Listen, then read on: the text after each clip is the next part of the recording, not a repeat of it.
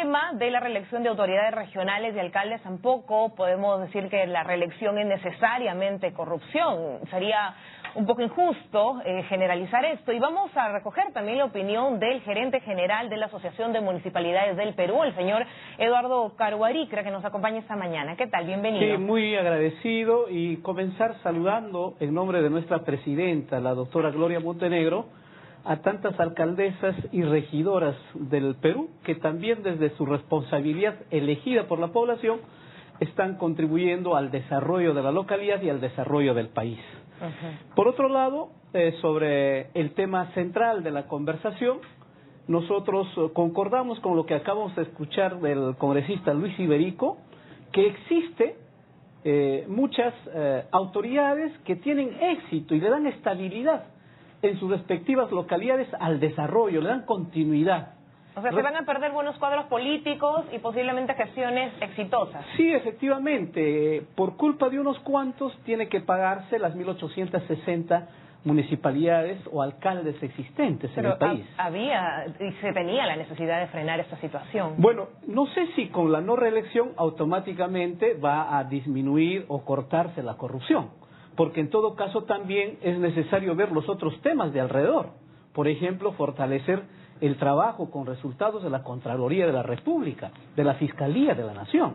Y reitero una vez más, lograr la independencia dentro de las propias municipalidades a ese funcionario de Contraloría y de esa manera pueda cumplir sus responsabilidades, prevenir los hechos de corrupción en cada una de las municipalidades. Algunos recogen el refrán, ahora justos van a tener que pagar por pecadores, ¿no? Efectivamente. Porque finalmente se ha metido en un solo saco a todos y era necesaria la reforma. Pero, hablamos hoy del impacto. ¿Cuál cree que va a ser este impacto después de que pasen los años y evaluemos esta situación? ¿Cuál es la tasa de reelección actualmente? Primero que es bajísimo, un 15% del total de las autoridades municipales aproximadamente se presentan a una reelección, de los cuales pensamos pues que un 12 o 13% del total de las autoridades locales finalmente son reelegidos, ¿no? Pero aquí hay un asunto: ¿cómo se está fracturando la gobernabilidad local? ¿Cómo se está fracturando, y alertamos esto, digamos, la capacidad de inversión, la capacidad de desarrollo dentro de las localidades? Una autoridad ahora, con 4 años, va a pensar en proyectos, en servicios inmediatistas, por un lado. Por otro lado, cada 4 años vamos a tener cerca de 2.000 autoridades totalmente nuevas.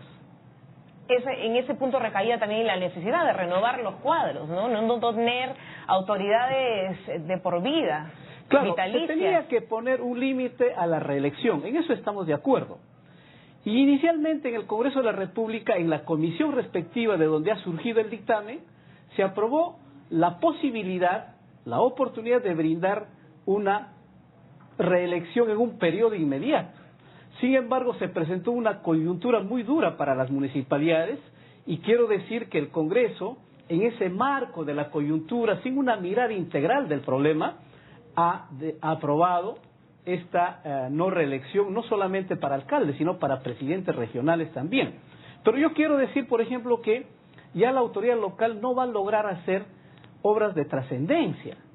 ¿Por qué? O sea, para usted los 4 años no son suficientes para que se generen grandes cambios en una región. Efectivamente, lo has dicho. Si uno quiere lograr grandes cambios... No, trata un poco de interpretar lo que nos está diciendo. Va por ahí, entonces. Va por ahí la preocupación, y estamos también frente a una municipalidad que cada día recibe menos presupuesto y estamos frente a una municipalidad que cada día tiene más responsabilidades. Ya, señor Caruaricra, pero tampoco podemos desconocer que cada 4 años una gestión ingresa y posiblemente están jugando a ser autoridades los primeros años de la gestión y esas autoridades se ponen las pilas el último año con la intención de ser reelegidos. Entonces, la utilización de fondos públicos para actividades proselitistas es una ventana abierta que aquí se ha querido cortar de raíz. Estamos de acuerdo en que se debió haberse puesto reglas bastante claras y duras a el no uso en un tema de reelección del fondo público, pero es más, al que tiene que sancionarse, que se le sancione, pero no por eso se debe fracturar esa continuidad esos hechos de trascendencia, esos cambios que requieren muchas localidades del país. Sí, pero se le va a sancionar cuando el daño ya está hecho, ¿no? Tipo Ancash, tipo Chiclayo, la ciudad quedó retrasada. Pero ahí la sanción tiene que ser oportuna, no pues de la propia municipalidad, sino de la Contraloría de la República, del Poder Judicial. ¿Por qué no se le sanciona, no se le investiga oportunamente? Y quiero decir también de que al costado de la no reelección tenemos ahora ratificada con determinados aspectos el tema de la revocatoria. Entonces yo digo, un alcalde entra el primer año, más que jugar porque son elegidos por sus autoridades locales, planifica. En el segundo año ya tiene que prepararse para defenderse de un proceso de revocatoria. ¿En qué momento esa autoridad local va a liderar el proceso del desarrollo local cuando tiene un conjunto de dificultades en los 4 años de gestión? Eso va a ser si son malas autoridades. Y yo le decía el término de jugar un poco poniéndome, quizás no tratando de adjetivar un poco la gestión, pero sí planteando y de alguna forma viendo el ejercicio de algunas malas autoridades, ¿no? Que presentan gran deficiencia en la inversión pública, que tienen gran letargo para poder plantear buenos proyectos para su región, pero parece que sí, todo lo dejan para el último año de gestión precisamente con estas miras. Pero también la población cada vez tiene mayor información y lógicamente cada vez asume responsabilidades para una mejor elección de sus autoridades. Aquí en Lima Metropolitana nomás vamos a hablar, Chosica, Chorrillos, al interior del país en su momento, años anteriores, la provincia de Hilo, la provincia de Huancayo, son ciudades, localidades, provincias que han logrado un cambio luego de 2 o hasta 3 años de gestión. Entonces, sí era necesario poner un límite a la reelección, estamos de acuerdo, pero brindándole la oportunidad, la posibilidad de un periodo más inmediato. Ahora, todas estas miradas o malas miradas, diremos, solo quedan en el gobierno local, en el gobierno regional. Decimos, ¿por qué no se agranda también estas justas aspiraciones de la población hacia el Congreso de la República, por ejemplo? Eso sí, ¿no? Porque no tanto, suena... Claro, suena quizás muy positivo quedar bien con la opinión pública y como la tendencia es meter a todos en un mismo costal y la opinión pública posiblemente está decepcionada de los políticos, claro, vamos a tomar esas reformas, pero ¿qué pasa con el Congreso, no? También se plantea esa posibilidad de eliminar la reelección congresal. Y si la causa para aprobar la no reelección son los hechos o las sospechas de corrupción, entonces evaluemos las encuestas que salen de la propia población y que señalan algunas instituciones y algunas autoridades como más corruptas que los propios alcaldes o los propios presidentes regionales. Si de eso queremos cogernos, entonces evaluemos pues qué instituciones están ante la opinión pública como las más corruptas o quienes tienen la mayor desconfianza frente a una municipalidad, por ejemplo. Pero el análisis de concordancia que hacían también los parlamentarios, si al presidente de la República, la máxima autoridad del país, no se le permite ir a la reelección, ¿por qué una autoridad regional o un alcalde sí podría hacerlo? ¿Y por qué un parlamentario sí podría hacerlo?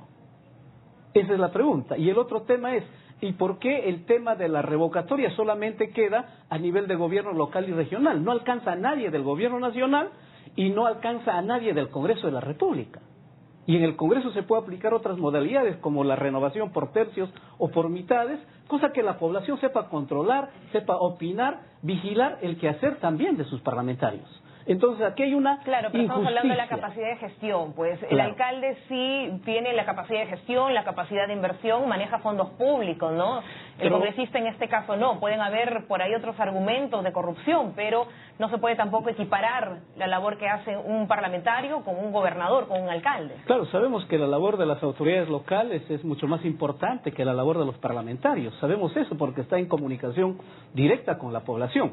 Pero digo Pues entonces... es importante, pero sí tiene mayor responsabilidad en algunos casos. En ese contexto, Patricia, yo digo, ¿por qué los parlamentarios no lo sueltan de la revocatoria a los regidores o a los consejeros regionales que no administran también de un solo sol? Entonces, no hay pues una justa actuación, justas decisiones en tema tanto de revocatoria como en la no reelección. Eso es nuestro punto de vista. La AMPE hace 2 años ha sustentado en diversos estamentos, comisiones del Congreso de la República y lamentablemente no hemos sido escuchados porque, reitero, aprovechándose de una coyuntura, que es bien difícil para el gobierno local y regional, se están aplicando estas leyes que a la larga va a fracturar la gobernabilidad local y va a fracturar, Patricia, la la dinámica aceleración, de las obras, la dinámica de inversiones, y a la larga la población de esas gestiones bien llevadas,